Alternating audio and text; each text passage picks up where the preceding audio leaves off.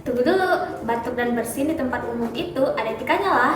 Kalau kamu tiba-tiba ingin batuk dan bersin di tempat umum, kamu bisa gunakan siku bagian dalam seperti ini dan jangan gunakan telapak tangan ya. Kenapa sih nggak disarankan untuk menggunakan telapak tangan? Karena telapak tangan kita ini menyentuh barang yang ada di sekitar kita. Tanpa kita sadari, kuman yang ada di barang tersebut akan menyebar ke orang lain. Atau jika ada, kamu bisa gunakan tisu. Dan jangan lupa ya untuk membuang tisu di tempat sampah. Hal kecil seperti ini bisa menjaga ruang terapi agar aman dan nyaman.